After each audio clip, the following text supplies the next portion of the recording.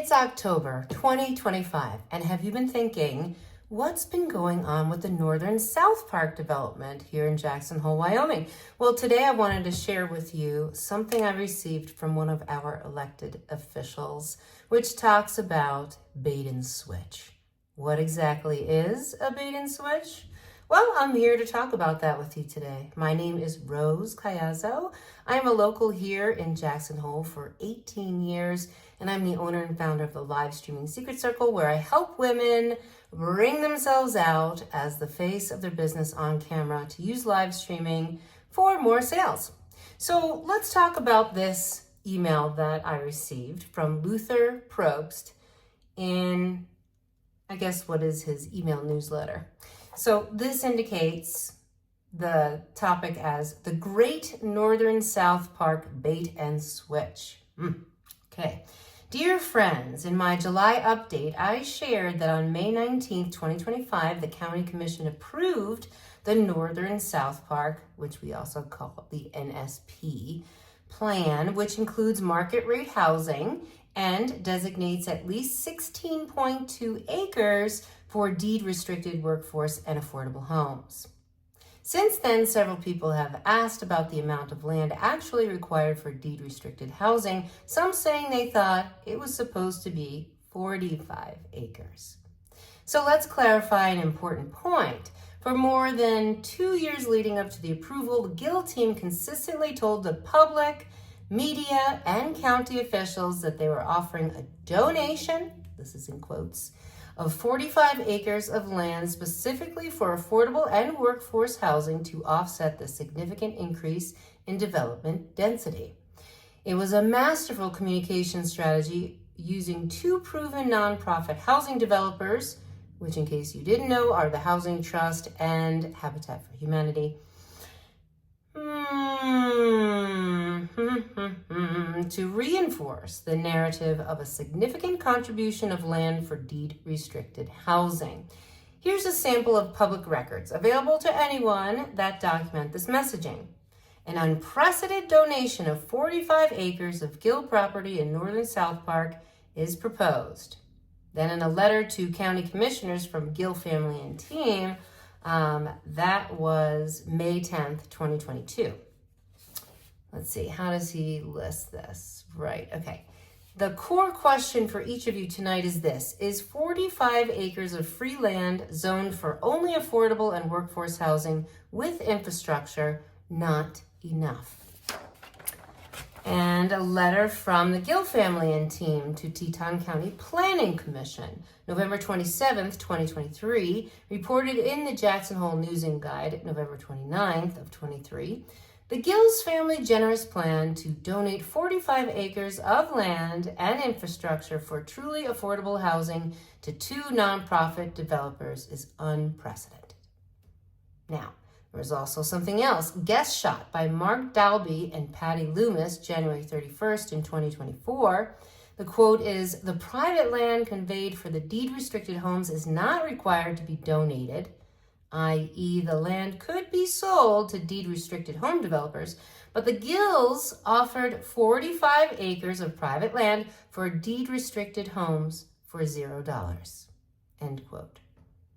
Another guest shot by Amberly Baker, who is the GIL's lawyer, and Susan Johnson, who is the GIL's development planner, indicated on January 24th, 2024. In the end, the county commission approved the master site plan. I was the lone dissenting vote. With this vote, now again, we're talking about the elected official, and his name is Luther Probst on the commission. He says, with this vote, the commission set the minimum amount of land required to be conveyed for deed-restricted housing at 16.3 acres. Not the frequently stated 45 acres. It bears repeating, says Probst. The GIL team told the public they would donate 45 acres to two nonprofit housing groups in exchange for their lucrative density increase. But in practice, that donation, he quotes, was redefined to include land dedications already required to offset new developments. In this case, 5 acres for schools, 11 acres for parks, and 12 acres for roads that will serve the 180 high-end market homes planned for NSP, in addition to its deed-restricted housing. The result, he says, is only 16.3 acres actually dedicated to community housing. Uh-oh. He goes on to say, apologists wrongly claim that everyone should have known that the Gills always intended to subtract school sites, parks, and roads. Why should everyone have assumed that caveat? The unwavering message was 45 acres zoned only for affordable and workforce housing. Luther Probst goes on to say, this, my friends, is a classic bait and switch, not a misunderstanding. The reduction of donated land for deed-restricted homes to 16.3 from 45 acres was made clear at the County Commission meeting on May 19th of this year, 2025, after the 2-year community conversation referenced previously. It afforded little time to understand or discuss the implications of this conveyance of land. Now, the nonprofit partners who lent their support and credibility to this deal need to explain how the oft-repeated donation shrank to about a third of the size. Did Habitat and the Housing Trust know for 2 years about the reduced acreage while publicly supporting something entirely different? Did they learn at the last minute? Either way, I expect such trusted organizations, again, Habitat for Humanity and the Housing Trust, to acknowledge their role in the confusion and miscommunication instead of assigning blame. Many in our community still hope NSP will deliver a meaningful net gain in deed-restricted housing and a true mix of densities and types.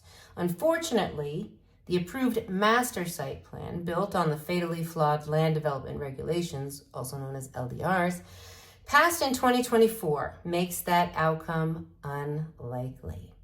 It's unrealistic to cite 420 diverse home types on 16.3 acres.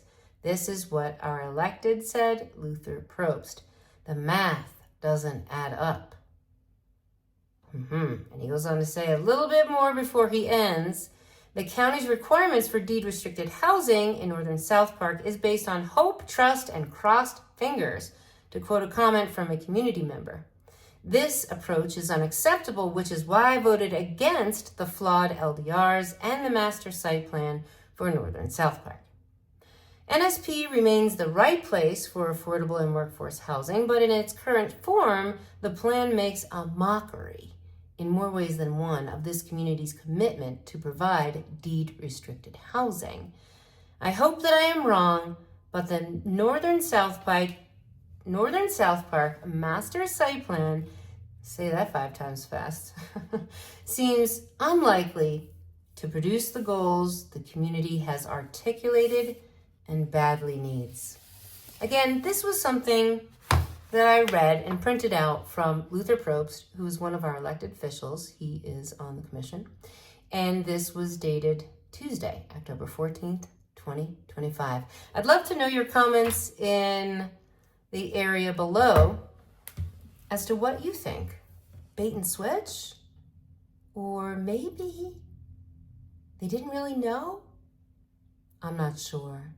But because I am following this very, very closely, as I would love to be a person who is given the, let's say, opportunity to buy at Northern South Park, also known as NSP, as a homeowner in Jackson Hole, it's important for me to watch these things and these proceedings and how they occur. So when I catch these articles, I'll be sharing here, of course, right within this thread with all of you. And again, would love to know your thoughts, feelings, questions inside the comments. Not sure if I'll be able to answer them, but I'd love for you to bring up some really great questions.